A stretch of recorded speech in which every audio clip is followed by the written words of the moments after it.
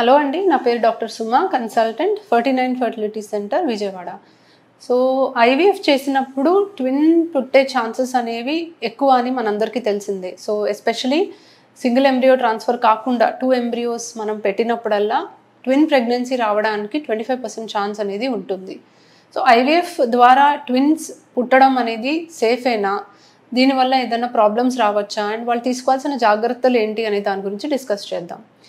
So twins అనేది ఎప్పుడైనా కూడా కొన్ని కాంప్లికేషన్స్తో కూడుకొని ఉంటుందండి. అది ఐవీఎఫ్ ద్వారా అవ్వచ్చు, న్యాచురల్ ప్రెగ్నెన్సీ అవ్వచ్చు, ఐయుఐ ద్వారా అవ్వచ్చు. ఎలా ప్రెగ్నెన్సీ వచ్చినా మనకి ట్విన్ అనేది ఉన్నప్పుడు డెఫినెట్లీ కొన్ని కాంప్లికేషన్స్ అనేవి మనం యాంటిసిపేట్ చేయొచ్చు. సో ట్విన్ ప్రెగ్నెన్సీలో వామిటింగ్స్ అనేది కొంతమందికి చాలా సివియర్గా అవుతుందండి. సో సింగిల్ బేబీ కన్నా 2 బేబీస్ ఉన్నప్పుడు వామిటింగ్ సెన్సేషన్ ఎక్కువగా ఉండడం, అండ్ కొన్ని సందర్భాల్లో ఏం తిన్నా వామిట్ అవ్వడం, కొన్ని సందర్భాల్లో అడ్మిషన్ అవసరం అవ్వడం కూడా చూస్తూ ఉంటాం. ట్విన్ ప్రెగ్నెన్సీ వల్ల అబార్షన్ రిస్క్ కూడా ఇంక్రీజ్ అవుతుంది. సో ఎర్లీ ప్రెగ్నెన్సీ లాస్ అనేది ఎక్కువగా చూస్తాము. అండ్ ఎర్లీ లేబర్లోకి వెళ్ళడం అంటే నెలలు నిండక ముందే వాళ్ళకి పెయిన్స్ వచ్చి వాళ్ళకి డెలివరీలు అవ్వడం అనేది కూడా కామన్గా చూస్తూ ఉంటాం. సో దీనివల్ల ఎర్లీగా బేబీ పుట్టడం అంటే నెలలు నిండక ముందు బేబీ పుట్టినప్పుడు ఎన్ఐసియు అడ్మిషన్ ఛాన్సెస్ అనేవి ఇంక్రీజ్ అవుతాయి.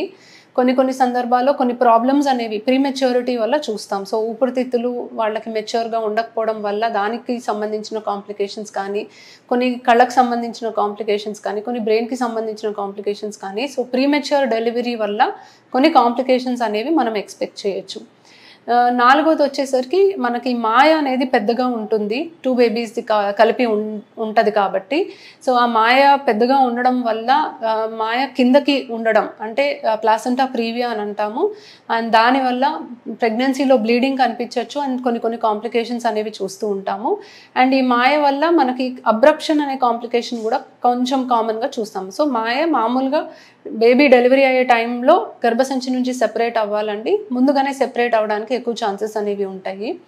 అండ్ ట్విన్ ఉన్నప్పుడు ప్రెగ్నెన్సీలో బీపీ రావడానికి కూడా ఛాన్సెస్ అనేవి పెరుగుతాయి. సో హైపర్ టెన్షన్ వచ్చి దానికి సంబంధించిన కాంప్లికేషన్. సో బీపీ ఎప్పుడైతే ఎక్కువ అవుతుందో బేబీకి మాయలో ఉన్న రక్త సరఫరా తగ్గుతుంది. దీనివల్ల బేబీ గ్రోత్ అనేది మనకి తగ్గడానికి అవకాశం ఉంటుంది. సో ఇలాంటి కాంప్లికేషన్స్ అన్ని ట్విన్ ప్రెగ్నెన్సీలోనే మనం కామన్గా చూస్తాము. వీళ్ళకి నార్మల్ డెలివరీ ఛాన్సెస్ కూడా కొంచెం తక్కువ అండి, ఎందుకంటే బేబీస్ 2 కూడా పొజిషన్ అనేది అనుకూలంగా ఉండకపోవచ్చు. సో ఎదురుకాళ్లతో ఉండడం కానీ, లేకపోతే అడ్డంగా ఉండడం కానీ, ఇలా కామన్గా ఎక్కువగా చూస్తాము. సో ఫస్ట్ బేబీ తల కిందకు ఉంటే మాత్రమే వీళ్ళు నార్మల్ డెలివరీకి వీళ్ళు ట్రై చేయడానికి అవకాశం ఉంటుంది. సో సిజేరియన్ ఛాన్సెస్ అనేవి ఎక్కువగా చూస్తూ ఉంటాం. సో డెఫినెట్లీ ట్విన్స్ ఉన్నప్పుడు మనకి కాంప్లికేషన్స్ అనేవి ఎక్కువేనండి. చాలామంది ట్విన్స్ అనేసరికి చాలా ఆనందపడతారు, వాళ్ళకి చాలా సరదాగా ఉంటుంది. బట్ డెఫినెట్లీ కాంప్లికేషన్ రిస్క్స్ అనేవి ఉంటాయి. బట్ తగ్గ జాగ్రత్తలు తీసుకుంటే మనకి డెఫినెట్లీ దానివల్ల యూజ్ ఉంటుందండి. రెగ్యులర్ విజిట్స్కి రావాలి. ఎవ్రీ 15 days వన్స్ ఖచ్చితంగా ఒక డాక్టర్ని సంప్రదించాలి. వెయిట్ అనేది గెయిన్ ఎలా అవుతుంది అనేది మనము మానిటర్ చేసుకుంటూ ఉండాలి. బీపీ రావడానికి ఛాన్సెస్ ఎక్కువ ఉంటాయి కాబట్టి బీపీ అనేది రెగ్యులర్గా మానిటర్ చేసుకోవాలి. అండ్ మనకి కాంప్లికేషన్స్ యాంటిసిపేట్ చేస్తాం కాబట్టి మాయ ఎక్కడుంది, కిందకు ఉందా, కిందకి గనక ఉంటే మనము దానికి తగ్గట్టుగా కొంచెం బ్లీడింగ్ అయినా కూడా వెంటనే డాక్టర్ని సంప్రదించాలి అని కొన్ని జాగ్రత్తలు అనేవి వాళ్ళకి చెప్తాము. అండ్ గర్భసంచి ద్వారం లెంత్ కూడా మనము తరచూ మానిటర్ చేసుకుంటూ ఉండాలి. లెంత్ కొంచెం తక్కువ ఉన్నా గర్భసంచి ద్వారం కుట్టేపించుకోవడం చాలా మంచిది. So definitely growth of the babies కూడా ఖచ్చితంగా మానిటర్ చేయాలి. ఇవన్నీ టిప్స్ ఫాలో అవుతే డెఫినెట్లీ మీకు కాంప్లికేషన్స్ అనేది ఎర్లీగా రికగ్నైజ్ చేసి దాన్ని మీరు డీల్ చేసుకోగలరు.